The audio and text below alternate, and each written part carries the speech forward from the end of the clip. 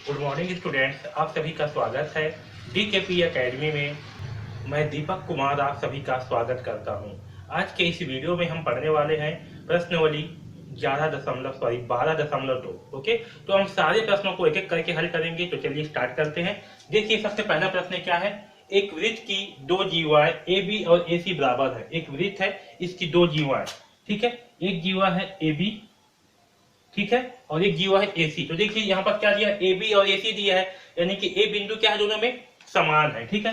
इसे हम मान लेते हैं ए बी, और इसी प्रकार से क्या होगा ए बी, क्योंकि दो जीवाएं क्या है आपस में समान है, ठीक है। तो दोनों क्या है, समान लंबाई की है, ए बी और एसी।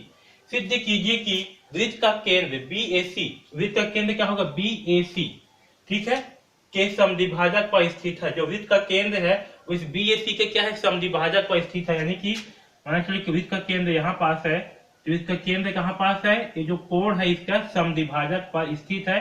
ये जो है हमें सिद्ध करना है, ठीक आया समझ में।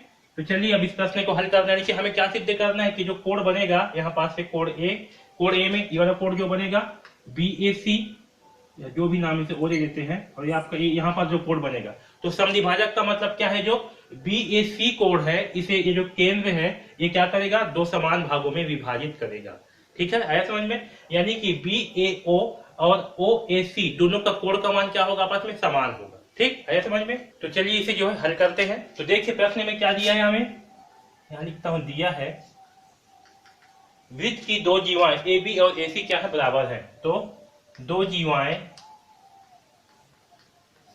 कैसी हैं, तो ए बी बराबर है बी सी के, ठीक है, सॉरी ए बी बराबर है एसी के, हाँ बीसी कर दिया था, एसी के बराबर है। सिद्ध कीजिए कि वृत्त का केंद्र बी ए सी के समद्विभाजक पर स्थित है।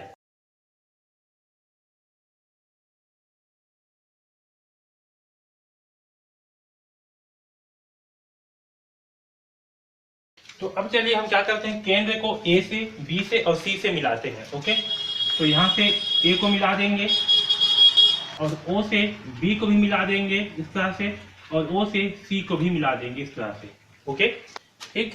अब मिलाने पर क्या होगा, यहाँ पर देखिए हम मान करके चलते हैं कि ये जो कोण है आपका ओ ए बी, ये वाला कोण, इसे कोण एक नाम दे देते हैं, और जो आपका ओ ए सी है इसे जो है कोण दो नाम दे देते हैं। ओके, यहाँ पास मैं लिख भी देता हूँ, कोण ओ ए बी बराबर कोण 1, ओके, व कोण ओ ए सी बराबर कोण 2, ठीक है।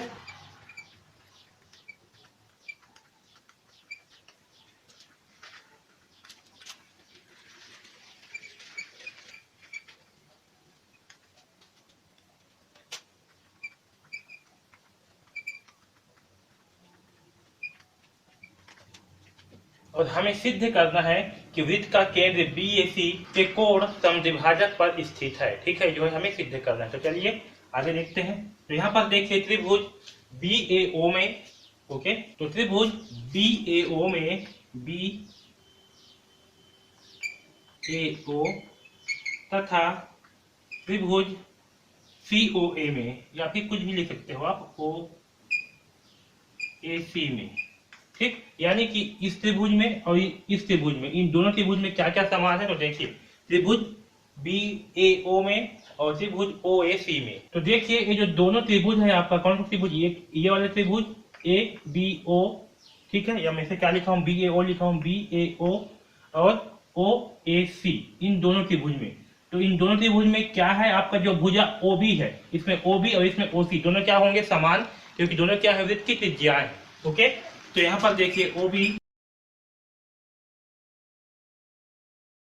तो ओबी और ओसी क्या है, वृत्त की त्रिज्या है, इसलिए दोनों क्या होंगे, आपस में समान होंगे। इसी प्रकार से हमें क्या दिया है, ए बी और एसी को बराबर दिया हुआ है। ओके, प्रश्न में क्या दिया है, ए बी बराबर एसी, ये क्या है, समान जीवाएं है ना। तो हमें जो है प्रश्न में दिया हुआ है ए बी बराबर एसी, तो दोनों क्या होंगे, बराबर। और तीसरा देखिए ये जो ओ ए है, ओ ए क्या है, दोनों में उभयनिष्ठ है, ठीक है। तो ओ ए बराबर ओ ए क्या होगा, दोनों त्रिभुज में ही होंगे, ये क्या है, समान है, क्योंकि ये क्या है, उभयनिष्ठ है, ठीक, उभयनिष्ठ भुजा, ठीक है, इसलिए दोनों क्या होंगे, समान। तो देखिए यहाँ पास इसमें ओ बी बराबर ओ सी है, ए बी बराबर ए सी और ओ ए बराबर ओ ए, ठीक है। तो यहाँ पास क्या होंगे, भुजा भुजा भुजा से त्रिभुज बी ए ओ तथा ओ ए सी दोनों क्या होंगे आपस में, सर्वांग सम होंगे। ठीक है, तो यहां लिख देता हूं त्रिभुज बी ए ओ तथा त्रिभुज ओ ए सी क्या होंगे, भुजा भुजा भुजा से सर्वांग सम होंगे। ठीक है, यहाँ लिखता हूँ सर्वांग सम का चिन्ह लगा देता हूँ। त्रिभुज बी ए ओ सर्वांग सम होंगे त्रिभुज ओ ए सी का, किससे, भुजा भुजा भुजा से। ठीक है, सर्वांग सम होंगे। ठीक, यानी कि दोनों त्रिभुज क्या होंगे, आपस में बराबर होंगे। ओके,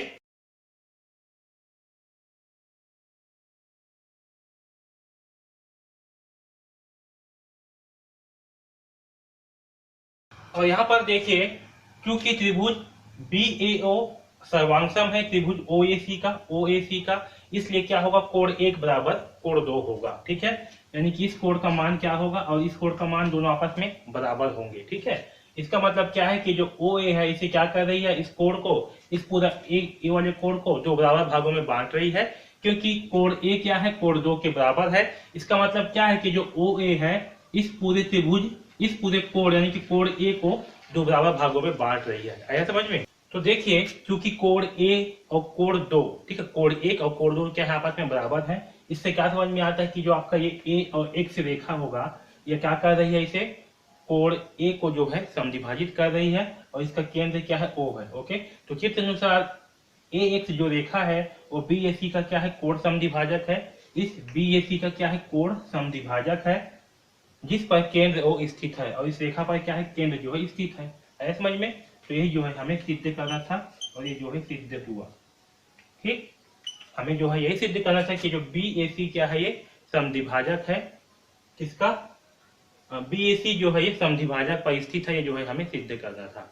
ओके, तो इस प्रकार से हम इस प्रश्न क्रमांक 1 को हल करेंगे। ओके।